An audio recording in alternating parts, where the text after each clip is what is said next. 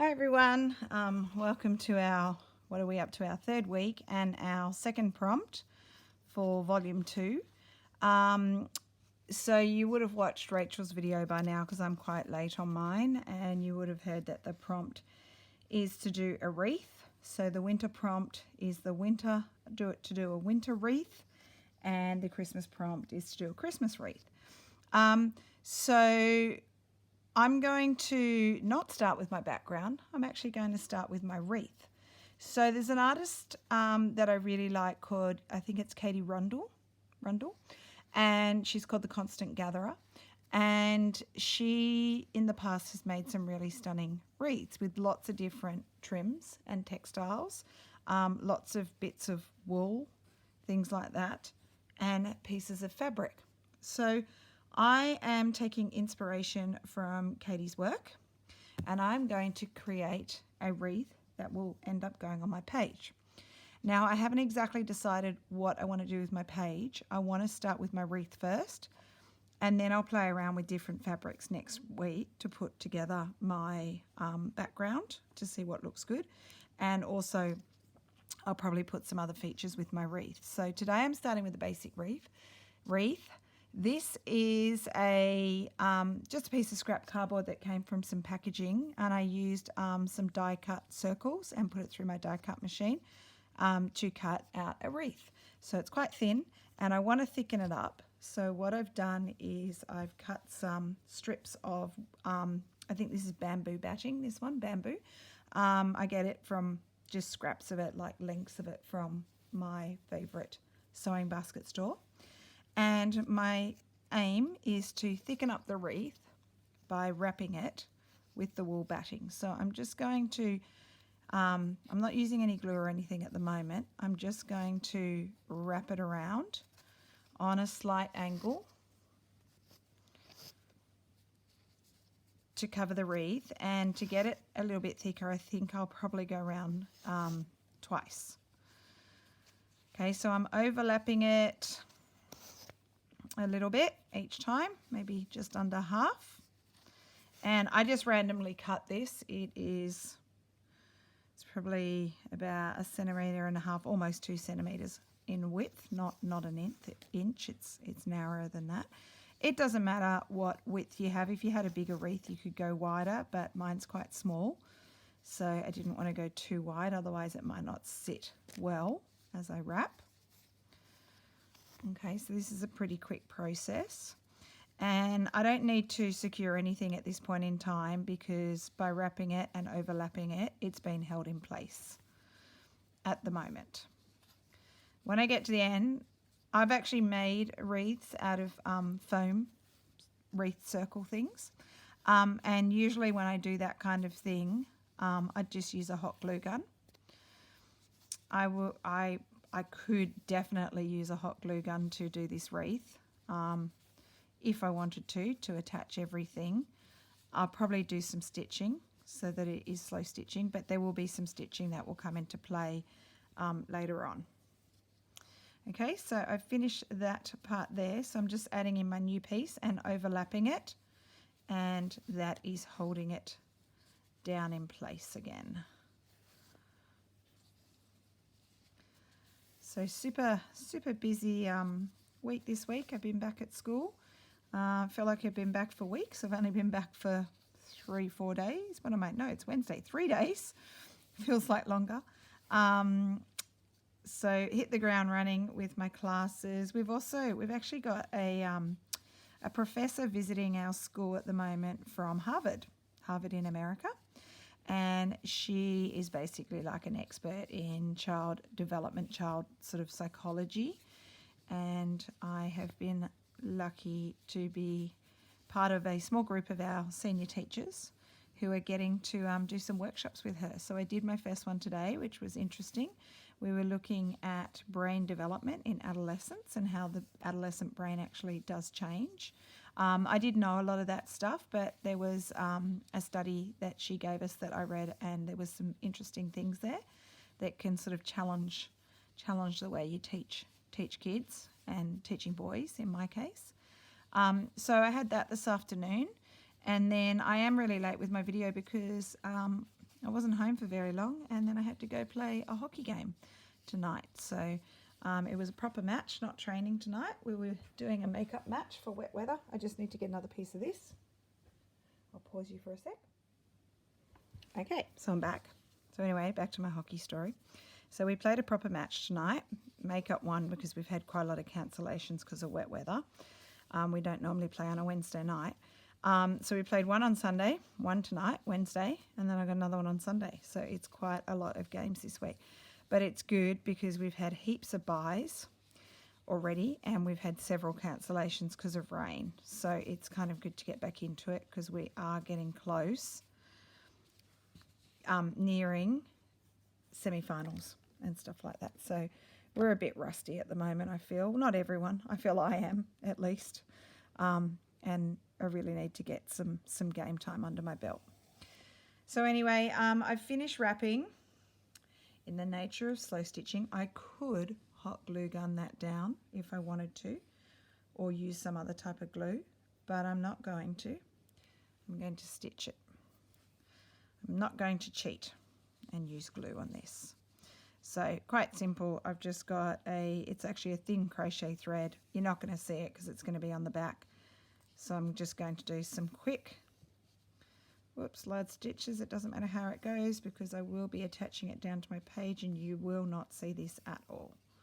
So very quick, just running it through the lower layers and then through that little edge there to make sure that it stays in place. And how quick was that? Super quick. Okay, so I just run my needle under a few of the stitches,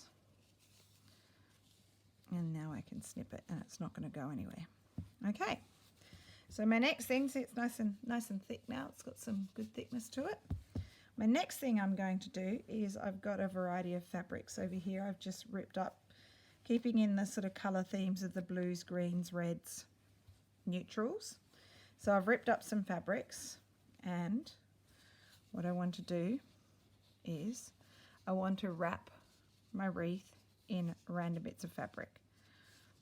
So I've got too much there. I could actually just overlap it, or I can trim it. I think I'm just going to trim it, overlap it a little bit. Rough cut, no measuring.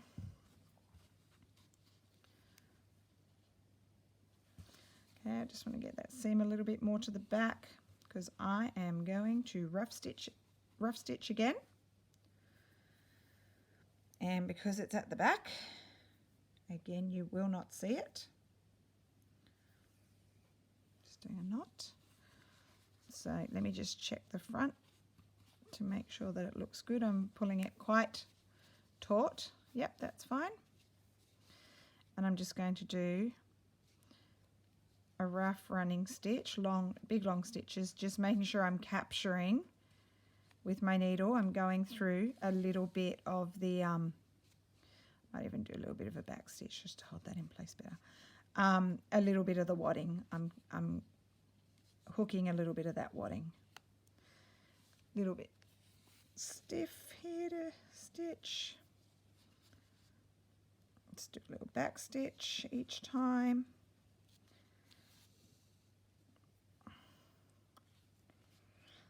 I haven't watched Rachel's video yet, but I'm keen to see what she does. Sometimes we talk about our ideas. We did have a chat tonight before I went off to hockey very quickly.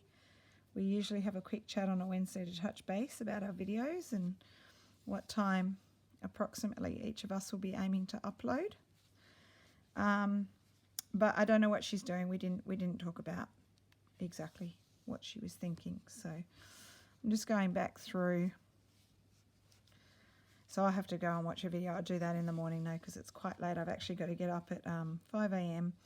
to take my son to the airport. He is going down to Melbourne. If you know Australia, I'm in Sydney, which is up north, and Melbourne's down south. We actually have cousins and aunties and things like that live down there. And he is going down for a one-day excursion to see a Picasso exhibition at their art gallery down there. He's actually going to 3 galleries and 3 exhibitions tomorrow. They're having a full day trip, so they've got to be at the airport at 6 a.m. And then the boys are flying down. They're taking, I think it's almost 40 boys. They're going down and with probably about 4 teachers, 3-4 teachers. And they're going to go see the Picasso exhibition, which is pretty exciting, which is being shown in one of the Melbourne art galleries. So early start for him, getting on a plane early, and then he doesn't get back till like 7 p.m. So it'll be a long day because I have to go back out to the airport to get him in the afternoon, in the evening. But hopefully worthwhile, and he's going with some of his really good mates, so I'm sure he'll have a good time. And the other exciting thing is, I don't know if I've mentioned that my son plays in a pipes and drums band. So the school that I work at is the school he goes to, and our school is a Scottish school. It's in Australia, but it's got Scottish heritage and Scottish traditions. So we actually have a huge pipes and drums band. So bagpipes, that is, for anyone who's not familiar. And my son plays the drums. He plays what's called the bass drum, which is really the really big one. And we found out just this week that they're going on a trip to New York next year, which is exciting. So he'll get to go on that. The boys normally go to the Edinburgh Military Tattoo in Scotland. About every 3 years they do that trip, and they are doing it next year. But he will be in his final year of school, and they have their major exams at that time. So the Year 12 boys won't be allowed to go. So they get the New York trip, which will be around Easter time. So that's pretty exciting because I'll be going with him.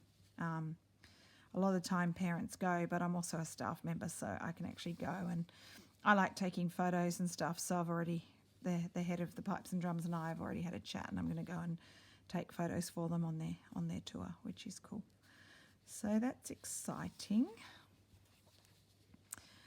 All right, I don't think you need to watch me stitch all my fabrics down. What I'm going to do is I'm going to go ahead and stitch these down, turn off the video while I do that, and then I will come back and show you the base with all the fabrics, and then what I'm going to do with the next lot of embellishments.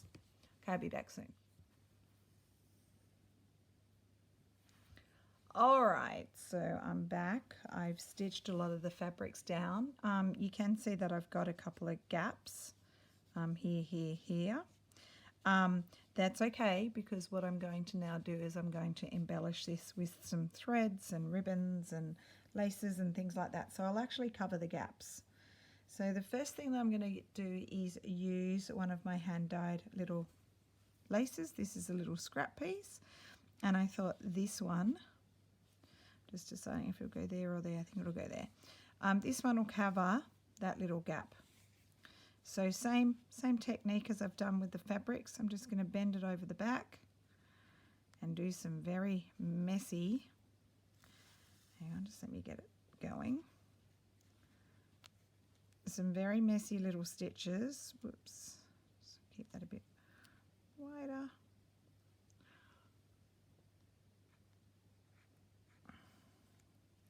Some messy stitches. Okay, now I've got it started. It should be easier to hold it in place. Sorry, I'm not talking super loudly. It's actually quite late, and my son has gone to bed, so I don't want to wake him up.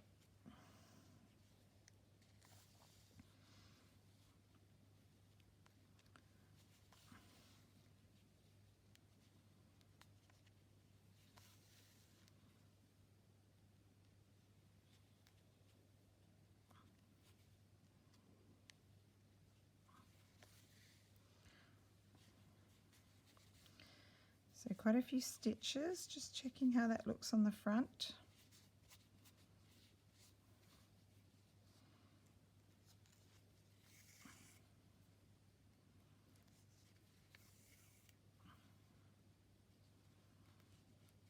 Okay, and then running my needle under so I can snip it off and it's held in place. All right, what I also have is one of the, so see, pull it a little bit. One of the ribbons that I dyed. I'm just seeing if I want to use that. I might come back to that one. Not sure yet. So I can show you some of the trims I've pulled. Lots of different bits and pieces. I'm not going to use all this, it's too much. Oh, I know what I might do in this gap. That's quite a large gap.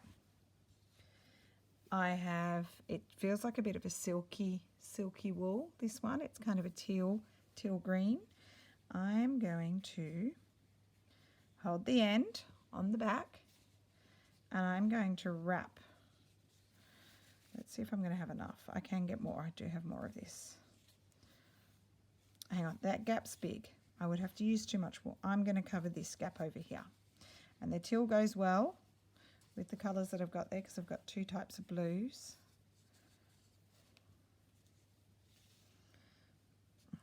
I'm getting all tangled. Get that needle out of the way. Okay, that's better. So I'm literally just going to messily wrap to create a cluster of this teal wool, and it's kind of a nice silky one. It's got some good texture.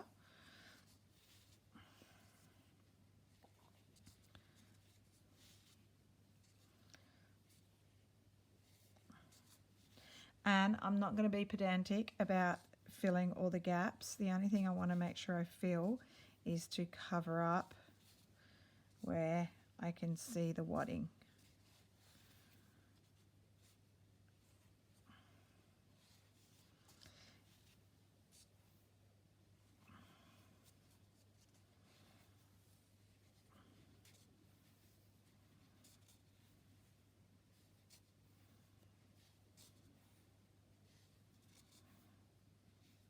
Okay, so on the back with this one, I'm not going to stitch, just going to tie it off.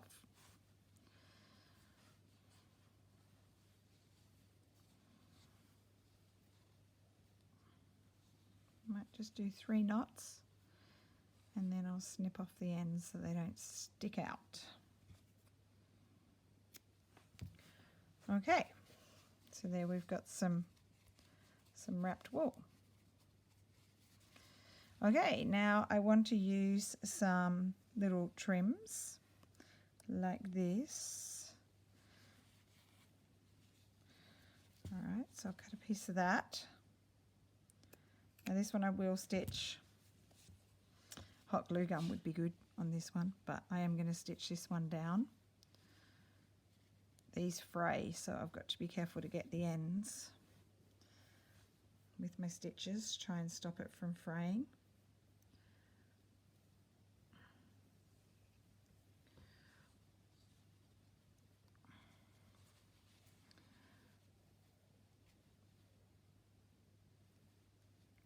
That's a bit wonky and that's going to come undone, so let me just get it started.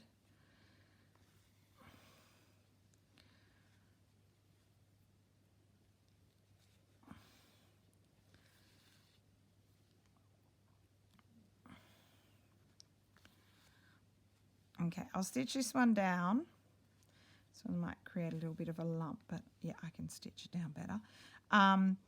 And what I might do is I might turn the video off again in a sec and play around with adding more trims and ribbons and wools, threads, dyed laces, etc. And I'll come back and show you what I've done.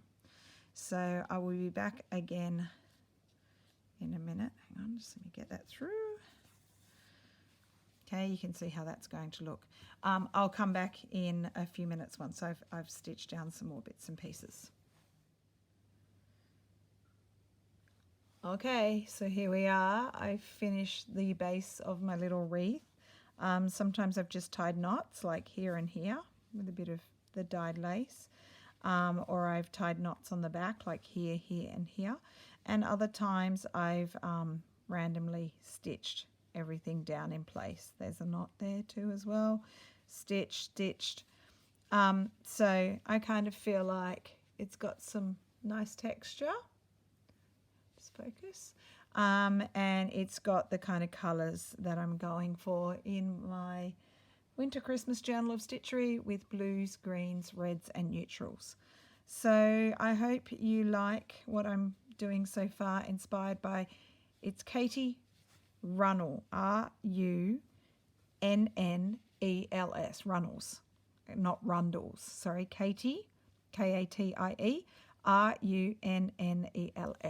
Katie Runnels from The Constant Gatherer.